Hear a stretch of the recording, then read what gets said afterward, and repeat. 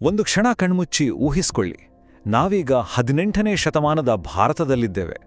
ಎಲ್ಲೆಲ್ಲೂ ದಟ್ಟವಾದ ಜನಸಂದಣಿ, ಗಾಳಿಯಲ್ಲಿ ಏನೋ ಒಂದು ಉದ್ವಿಗ್ನತೆ, ಯಾಕಂದ್ರೆ ಅಲ್ಲಿ ಒಂದು ಭೀಕರವಾದ ಆಚರಣೆ ನಡೆಯೋದ್ರಲ್ಲಿದೆ. ನೋಡ್ತಾ ಇದ್ದ ಹಾಗೆ ಜನರ ಗುಂಪಿನ ಮಧ್ಯೆ ಒಬ್ಬ ವಿಧವೆಯನ್ನ ಆಕೆಯ ಗಂಡನ ಚಿತೆಯ ಮೇಲೆ ಬಲವಂತವಾಗಿ ಕೂರಿಸಲಾಗ್ತಿದೆ. ಇದೇ ಸತಿ ಸಹಗಮನ ಪದ್ಧತಿ. ಗಂಡ ಸತ್ರೆ ಆತನ ಚಿತೆಯಲ್ಲೇ ಹೆಂಡತಿಯು ಜೀವಂತವಾಗಿ ದಹನವಾಗಬೇಕನ್ನೋ ಒಂದು ಕ್ರೂರ ಸಂಪ್ರದಾಯ. ವಿಲಿಯಂ ಕ್ಯಾರಿ ಭಾರತಕ್ಕೆ ಕಾಲಿಟ್ಟಾಗ ಇದ್ದಿದ್ದು ಇಂತಹದ್ದೇ ಒಂದು ಸನ್ನಿವೇಶ. ಆದರೆ ಆ ದಟ್ಟವಾದ ಗುಂಪಿನ ಮಧ್ಯೆ ಒಂದು ಧ್ವನಿ ಮಾತ್ರ ಬೇರೆಯಾಗಿ ಕೇಳಿಸ್ತೆ. ಅದು ಶತಮಾನಗಳಿಂದ ನಡೆದುಕೊಂಡು ಬಂದಿದ್ದ ಸಂಪ್ರದಾಯಗಳಿಗೆ ನೇರವಾಗಿ ಸವಾಲು ಹಾಕುವ ಒಂದು ಧ್ವನಿ. ಹಾಗಾದರೆ ಇಷ್ಟೊಂದು ಆಳವಾಗಿ ಬೇರೂರಿದ ಸಂಪ್ರದಾಯಗಳನ್ನು ಬದಲಾಯಿಸೋಕೆ ಸಾಧ್ಯನಾ? ಈ ಪ್ರಶ್ನೆಯೇ ನಮ್ಮ ಇವತ್ತಿನ ಕಥೆಯ ಕೇಂದ್ರಬಿಂದು. ಸರಿ, ಈ ದೃಶ್ಯದಿಂದ ನಾವು ಕಥೆಯ ನಾಯಕನ ಕಡೆಗೆ ಹೋಗೋಣ. ಅವರೇ ವಿಲಿಯಂ ಕ್ಯಾರಿ, ಇಂಗ್ಲೆಂಡಿನ ಒಬ್ಬ ಸಾಮಾನ್ಯ ಚಮ್ಮಾರ. ಹೌದು, ಒಬ್ಬ ಚಮ್ಮಾರ. ಆದರೆ ಅವರ ದೃಷ್ಟಿ ಮಾತ್ರ ಜಗತ್ತನ್ನೇ ಬದಲಾಯಿಸಬಲ್ಲಷ್ಟು ದೊಡ್ಡದಾಗಿತ್ತು. ಇಲ್ಲಿ ನೋಡಿ, ಇದೇ ಕ್ಯಾರಿ ಎದುರಿಸಿದ ಅತೀ ದೊಡ್ಡ ಸವಾಲು. ಒಂದು ಕಡೆ ಅಂದಿನ ಧಾರ್ಮಿಕ ಮುಖಂಡರು, ಯುವಕ ಸುಮ್ಮನೆ ಕೂತ್ಕೋ, ಇದೆಲ್ಲ ನಮ್ಮ ಕೆಲಸ ಅಲ್ಲ ಅಂತ ಹೇಳ್ತಿದ್ರು. ಆದರೆ ಇನ್ನೊಂದು ಕಡೆ ಕ್ಯಾರಿ ಮಾತ್ರ ಇಲ್ಲ, ಇದು ನಮ್ಮೆಲ್ಲರ ಜವಾಬ್ದಾರಿ ಅಂತ ದೃಢವಾಗಿ ನಂಬಿದ್ರು. ಈ ಸಂಘರ್ಷವೇ ಅವರ ಜೀವನದ ದಿಕ್ಕನ್ನೇ ಬದಲಾಯಿಸಿತು. ಇದು ಬರೀ ಒಂದು ಮಾತಷ್ಟೇ ಅಲ್ಲ, ಇದವರ ಇಡೀ ಜೀವನದ ತತ್ವವಾಗಿತ್ತು. ಒಂದು ರೀತಿ ಅವರ ಲೈಫ್ ಮಂತ್ರ. ಇದೇ ನಂಬಿಕೆ, ಇದೇ ಧೈರ್ಯ, ಇದೇ ಮಹತ್ವಾಕಾಂಕ್ಷೆ ಅವರನ್ನು ಸಾವಿರಾರು ಮೈಲಿ ದೂರದ ಭಾರತಕ್ಕೆ ಕರೆತಂದಿದ್ದು. ಅದೇ ಅಚಲವಾದ ನಂಬಿಕೆಯೊಂದಿಗೆ ಕ್ಯಾರಿ ತಮ್ಮ ಪ್ರಯಾಣ ಶುರು ಮಾಡಿದ್ರು. ಮೊದಲು ಬ್ಯಾಪ್ಟಿಸ್ಟ್ ಮಿಷನರಿ ಸೊಸೈಟಿ ಅನ್ನೋ ಸಂಸ್ಥೆಯನ್ನು ಸ್ಥಾಪಿಸಿ ಭಾರತಕ್ಕೆ 5 ತಿಂಗಳ ದೀರ್ಘ ಕಠಿಣವಾದ ಸಮುದ್ರಯಾನವನ್ನು ಕೈಗೊಂಡ್ರು. ಇಲ್ಲಿಗೆ ಬಂದು ದೊಡ್ಡ ಬದಲಾವಣೆ ತರಬೇಕು ಅಂದ್ಕೊಂಡಿದ್ರು. ಆದರೆ ಅವರಿಗೆ ಕಾದಿದ್ದ ಪರಿಸ್ಥಿತಿಯೇ ಬೇರೆಯಾಗಿತ್ತು. ಮುಂದಿನ 7 ವರ್ಷಗಳು, ಯೋಚನೆ ಮಾಡಿ, 1 ದಿನ 2 ದಿನ ಅಲ್ಲ, ಪೂರ್ತಿ 7 ವರ್ಷಗಳು ಅವರ ಜೀವನದ ಅತ್ಯಂತ ಕಠಿಣ ಸಮಯವಾಗಿತ್ತು. ಭಾರತಕ್ಕೆ ಕಾಲಿಟ್ಟ ಕೆಲವೇ ದಿನಗಳಲ್ಲಿ ತಮ್ಮ 5 ವರ್ಷದ ಮಗ ಪೀಟರ್ನನ್ನು ಕಳೆದುಕೊಂಡ್ರು. ಕೈಯಲ್ಲಿ ಹಣವಿಲ್ಲ, ಸಮಾಜದಿಂದ ಸಂಪೂರ್ಣ ಬಹಿಷ್ಕಾರ. ಅದೆಲ್ಲಕ್ಕಿಂತ ಹೆಚ್ಚಾಡಿ 7 ವರ್ಷಗಳ ಕಾಲ ಹಗಲಿರುಳು ಶ್ರಮಿಸಿದರೂ ಒಬ್ಬ ವ್ಯಕ್ತಿಯೂ ಅವರ ಸಂದೇಶವನ್ನು ಸ್ವೀಕರಿಸಿರಲಿಲ್ಲ.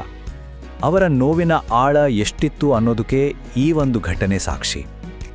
ತಮ್ಮ ಕಣ್ಣು ಮುಂದೆಯೇ ಮಗ ಸತ್ತು ಬಿದ್ದಿದ್ದ. ಆದರೆ ಆ ಮಗುವಿನ ಶವ ಸಂಸ್ಕಾರಕ್ಕೆ ಸಹಾಯ ಮಾಡಲು ಜಾತಿ ಪದ್ಧತಿಯ ಕಾರಣಕ್ಕೆ ಒಬ್ಬರು ಮುಂದೆ ಬರಲಿಲ್ಲ.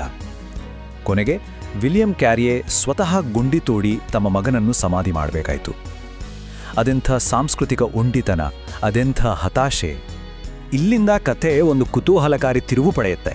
ಕೆಲವೊಮ್ಮೆ ಕಷ್ಟಗಳು ನಮ್ಮನ್ನು ಮುಗಿಸೋಕೆ ಬರುವುದಿಲ್ಲ, ಬದಲಿಗೆ ನಮ್ಮನ್ನು ಮತ್ತಷ್ಟು ಬಲಪಡಿಸೋಕೆ ಬರ್ತವೆ ಅನ್ನೋದನ್ನು ಈ ಭಾಗದಲ್ಲಿ ನೋಡೋಣ.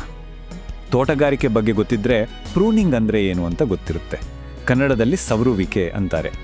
ಅಂದರೆ ತೋಟಗಾರನು ಒಂದು ಗಿಡ ಚೆನ್ನಾಗಿ ಆರೋಗ್ಯವಾಗಿ ಬೆಳೆದು ಒಳ್ಳೆ ಫಸಲು ಕೊಡ್ಲಿ ಅಂತ ಅದರ ಅನಗತ್ಯ ರೆಂಬೆ ಕೊಂಬೆಗಳನ್ನು ಕತ್ತರಿಸ್ತಾನೆ.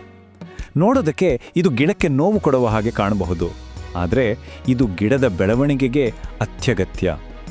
ಕ್ಯಾರಿಯವರ ಜೀವನದಲ್ಲಿ ಬಂದ ಕಷ್ಟಗಳು ಇದೇ ರೀತಿ ಕೆಲಸ ಮಾಡಿದ್ವು. ಪ್ರತಿಯೊಂದು ಸಂಕಟವೂ ಅವರನ್ನು ಒಂದು ದೊಡ್ಡ ಉದ್ದೇಶಕ್ಕಾಗಿ ಸಿದ್ಧಪಡಿಸುತ್ತಿತ್ತು.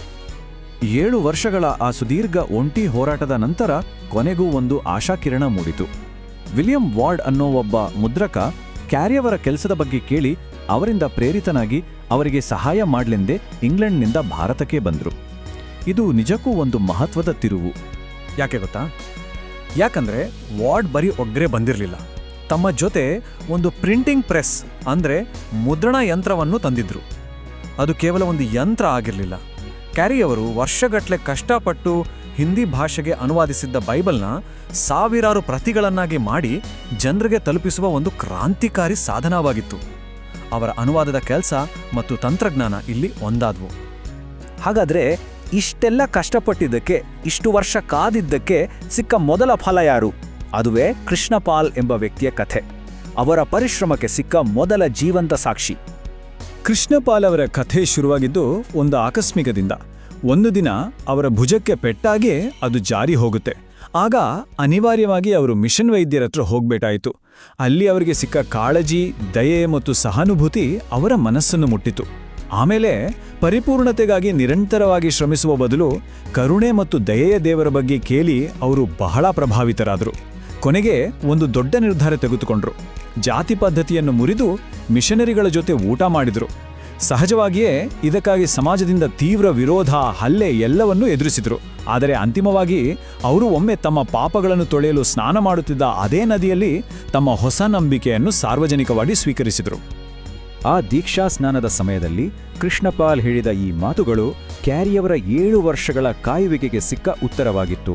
ಅವರ ಮಿಷನ್ನ ಮೊದಲ ದೊಡ್ಡ ಯಶಸ್ಸು ಅದು. ಒಂದು ಸಣ್ಣ ಬೀಜ ಮೊಳಕೆ ಒಡೆದ ಕ್ಷಣವದು. ಆದರೆ ಕಥೆ ಇಲ್ಲಿಗೆ ಮುಗಿಯಲ್ಲ. ಕೃಷ್ಣಪಾಲ್ ಅವರ ಪರಿವರ್ತನೆ ಕೇವಲ ಒಂದು ಆರಂಭ ಅಷ್ಟೇ. ವಿಲಿಯಂ ಕ್ಯಾರಿಯವರ ಜೀವನದ ಪ್ರಭಾವ ಅದಕ್ಕಿಂತ ಎಷ್ಟೋ ಪಟ್ಟು ದೊಡ್ಡದಾಗಿತ್ತು. ಅದು ಇಡೀ ಭಾರತದ ಮೇಲೆ ಪರಿಣಾಮ ಬೀರಿತು. ಕ್ಯಾರಿಯವರ ಕೊಡುಗೆಗಳು ನಿಜಕ್ಕೂ ಅಪಾರ.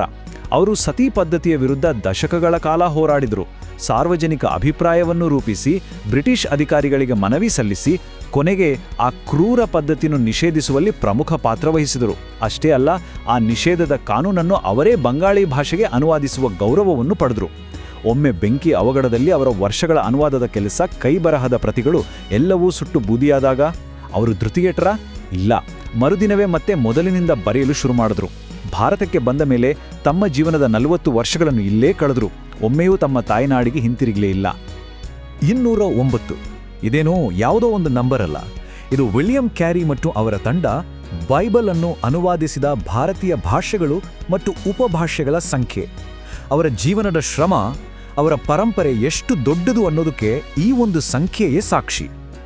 ಕೊನೆಯದಾಗಿ ಕ್ಯಾರಿಯವರ ಈ ಮಾತು ನಿಜಕ್ಕೂ ನಮ್ಮನ್ನು ಯೋಚನೆಗೆ ಹಚ್ಚುತ್ತೆ. ಜೀವನದಲ್ಲಿ ನಿಜವಾದ ಯಶಸ್ಸು ಅಂದ್ರೆ ಏನು? ಅವರು ಹೇಳ್ತಾರೆ, ನನಗೆ ಸೋಲ್ತೇನೆ ಅನ್ನೋ ಭಯವಿಲ್ಲ. ಆದರೆ ಯಾವ ವಿಷಯಗಳಿಗೆ ಅರ್ಥವೇ ಇಲ್ವೋ ಅಂತಹ ವಿಷಯಗಳಲ್ಲಿ ಗೆಲ್ತೇನೆ ಅನ್ನೋ ಭಯವಿದೆ. ಈ ಮಾತು ನಮ್ಮ ಜೀವನದ ಆದ್ಯತೆಗಳ ಬಗ್ಗೆ ಒಂದು ದೊಡ್ಡ ಪ್ರಶ್ನೆಯನ್ನು ಕೇಳುತ್ತದೆ ಅಲ್ವಾ?